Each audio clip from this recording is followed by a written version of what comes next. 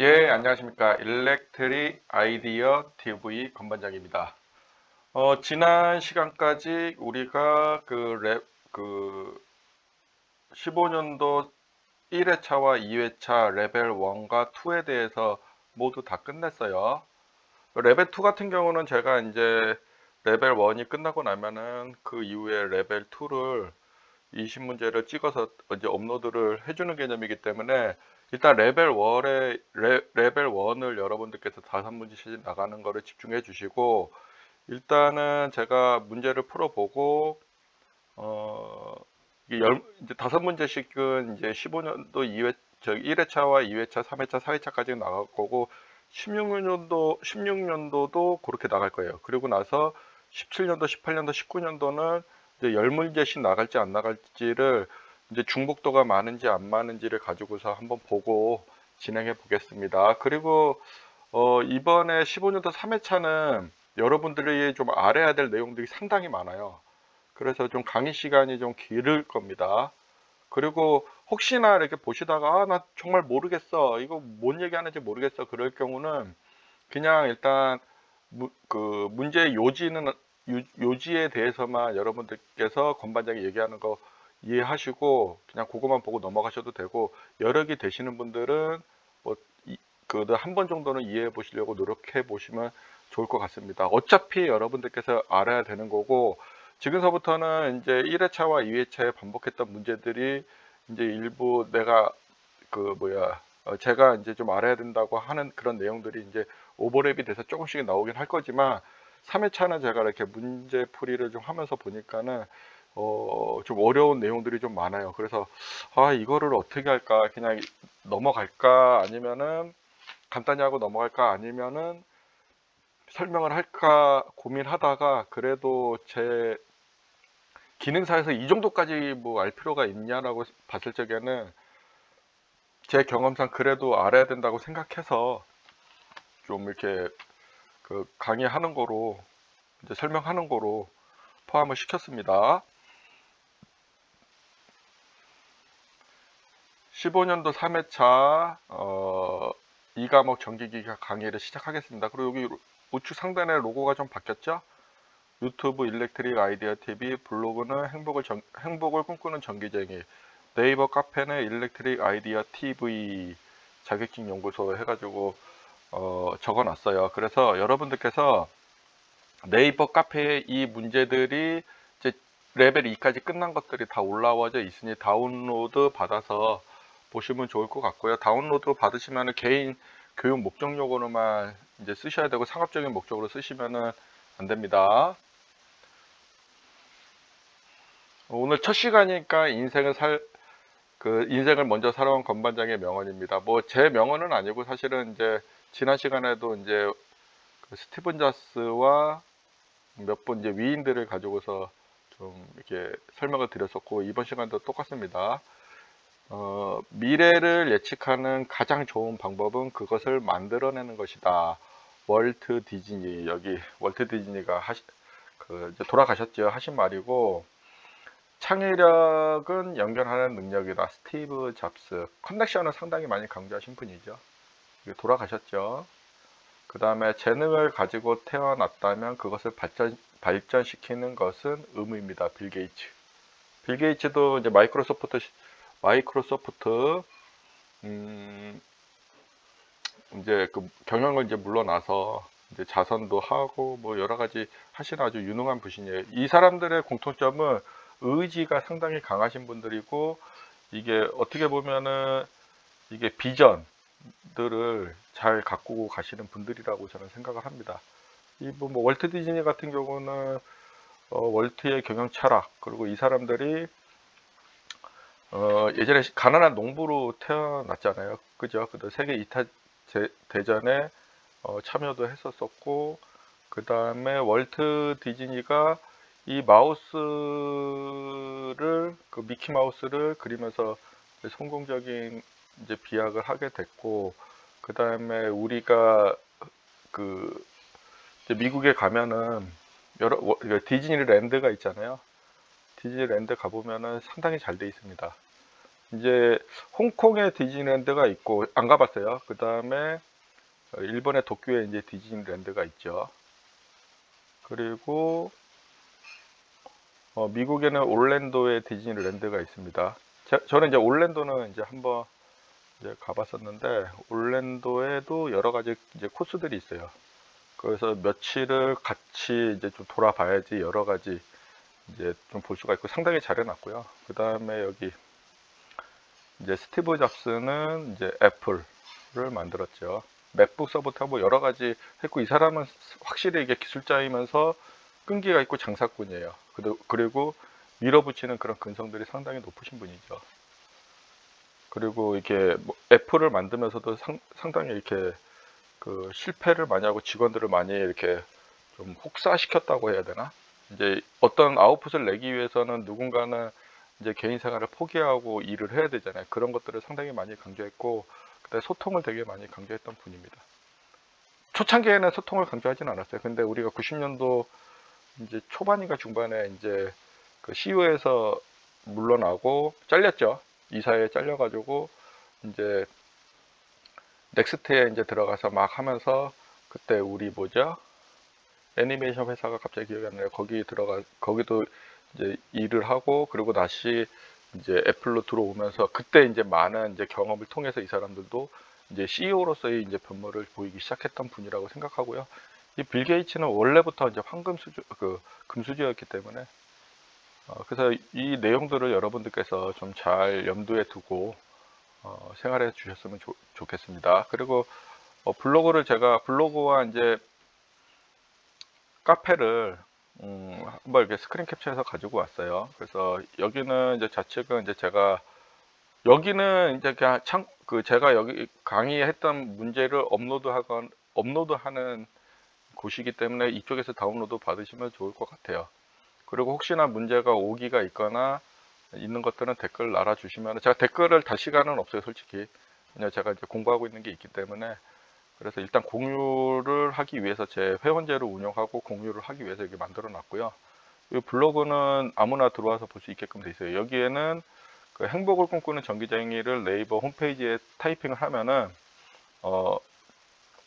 제가 올린 글들이 다 떠요. 그래서 거기서 그 친구 추가, 이웃 추가 좀 해주시면 좋을 것 같고 카페는 회원, 그 익명이 아니라 그 이름을 밝히셔야 돼요. 그래야지 이제 회원 가입이 됩니다. 그래서 이렇게 해가지고 이제 제가 운영 중인 거를 좀 보여드렸고요. 여기 보면은 되게 블로그 같은 경우 제가 데이터 되게 많이 올려놨어요. 옛날서부터 많이 올려놔가지고 가서 이렇게 보시면 되고 이웃 추가 좀 해주시면 좋을 것 같아요. 이제 수업 나가겠습니다. 요거는 이제 빼놓을게요. 15년도 3회차 2과목 전기기기 21번 문제입니다. 변압기의 임피턴스 전압이다. 변압기의 임피턴스 전압이란 전격 전류가 흐를 때의 변압기 내의 전압 강화를 의미합니다. 그래서 임피턴스 전압은 전격 전류가 흐를 때 변압기 내의 임피턴스 전압 강화로 2차를 단락하고 2차가 단락 전류가 흐르게 하는 게 아니라 2차를 단락하고 옵니다. 1차의 전격 전류가 흐를 때 전압을 임피턴스 전압이라고 하고 전력을 임피턴스 와트라고 합니다. 이거 상당히 중요한 말인데 그냥 외우세요. 요거는 의미를 되새기려고 하면은 어려우기 때문에 지금은 그냥 제가 시키는 대로 외우시면 돼요. 모르겠다 그러면 외우시면 돼요. 그래서 이것도 길다 그러면 이거를 외우시면 돼요. 변압기 임피턴스 전압이란 다양하게 물어보는 문제지만 전격 전류가 흐를 때의 변압기 내의 전압 강하다라는 정도만 알면 좋을 것 같고 다음에 좀 더 좀 자세히 설명을 드릴게요. 마음이 좀 급합니다. 좀 설명할 게 많아가지고 그래서 임피턴스 전압, 뭐 임피턴스 와트, 그다음에 퍼센트 임피턴스 뭐 여러 가지 내용들이 막 섞여서 혼재돼서 막 나옵니다. 그래서 이 개념에 대해서 좀 정확히 좀 알고 계셔야 되는데 일단은 제가 말로 설명하기 전에 여기 있는 내용들을 좀 간단히 좀 설명을 드릴게요. 이게 다 설명하려면 뭐 지금 1시간도 모자르겠지만 일단 간단히 좀 설명을 해 드릴게요. 이제 변압기는 이제 등갑 회로는 이렇게 돼 있어요. 그 다음에 이 코어의 자로를 통해서 2차 축의 자속만큼 이제 변하게 되는 겁니다. 그래서 1차와 2차가 있어요. 그래서 임피던스 전압은 2차를 단락한 상태에서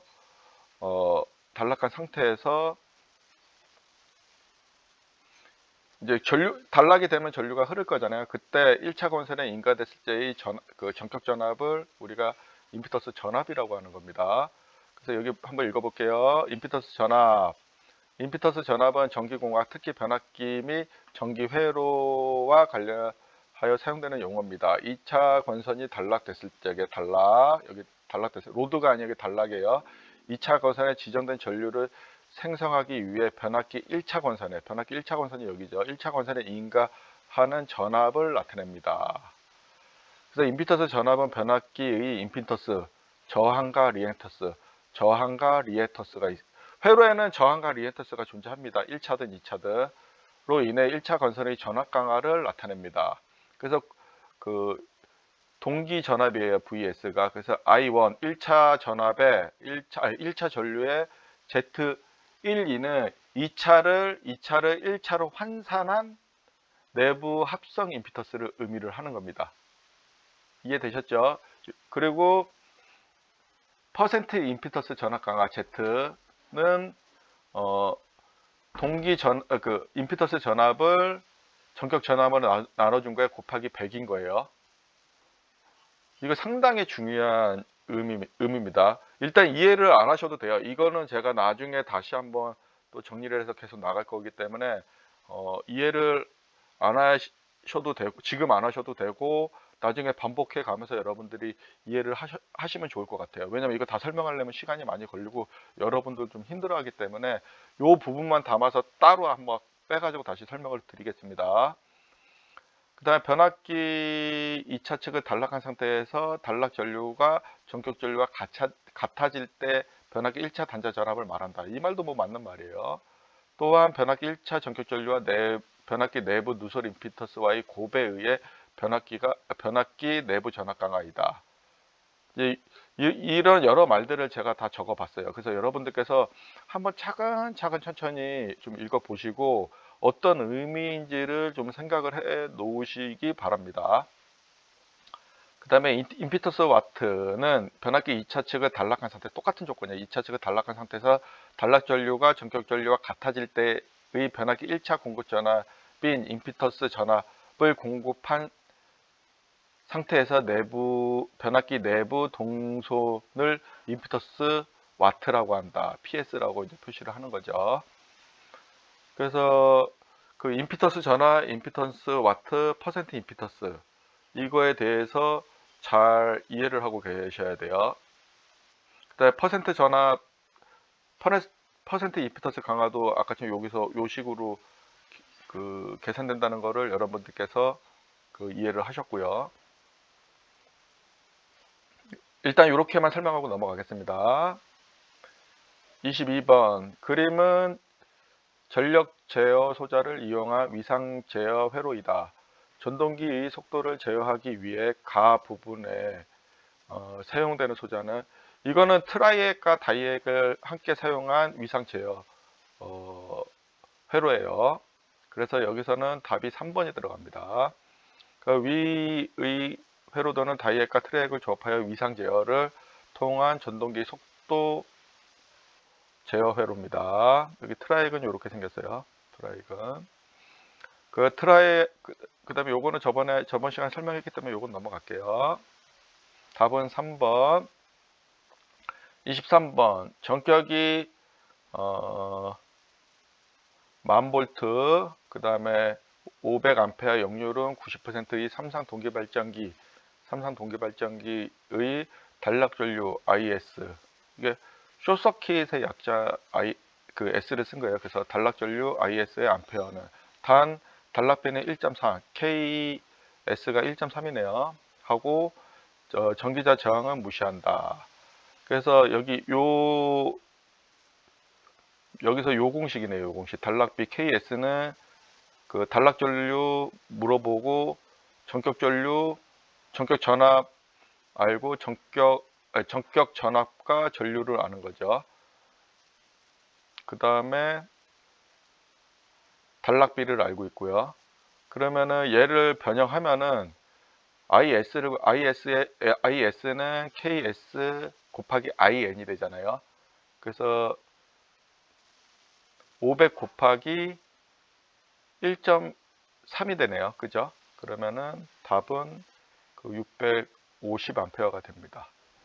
그래서 이 KS는 IN분의 IS는 전격전류분의 단락전류와 그 다음에 이 IS는 퍼센트 Z분의 100 IN 요 공식도 되게 중요한 공식입니다. 그 다음에 단락전류 IS는 Z분의 2. 지금 여기 있는 내용에 대해서는 여러분들께서 완전히 암기하고 공부를 좀 진행하셔야 됩니다. 이거는 자주 나오는 문제이기 때문에 여러분들께서 확실히 아셔야 돼요. 그 다음에 단락비는 이게 단락비의 의미는요. 단락 전류에 대한 전격 전류에 대한 단락 전류의 비율을 의미합니다. 전격 전류에 대한 단락 전류의 비율. 뭐 공식에서 다 설명이 되는 거잖아요. 그죠? 그 다음에 24번 두 대의 동기발전기 A, B가 병렬 운전하고 있을 때 A기의 여자 전류가 증가시키면 어떻게 되는가? 여기 보면 A기의 여자 전류를 증가시켰을 적에는 역률은 감소합니다. 그래서 A기의 역률은 낮아지고 A기의 역률은 낮아지고 B의 역률은 증가한다. 답은 1번이네요. 1번. 감소하고 B의 역률은 증가. 답은 1번. 오늘의 마지막 문제입니다. 오늘 좀 공부할 게 많죠. 그죠? 25번 다음의 정류 곡선 중 브러쉬 후단에서 후단에서 불꽃이 발생하기 쉬운 것은, 그래서 우리가 정류 곡선을 제가 가지고 왔어요. 이게 정류 곡선이고 이 곡선이 아이디얼입니다. 아이디얼. 그러니까 이상적인 정류 곡선인 거예요. 이게 원래는. 근데 이게 파란색과 노란색이 튀어나옵니다. 이거는 이제 그 부족 정류가 되는 거고 여기는 오버, 그러니까 과정류가 되는 거예요. 과정류. 그리고 이 아이디얼 정류에서 위로 부족하게 되면 스파크가 발생됩니다. 그죠? 그리고 여기 사인파로 이렇게 가면은 그냥 이제 그 직성 정류, 그러니까 이상적인 정류보다는 좋은 건 아니지만 그다음 스파크나 이런 것들이 발생되지 않습니다.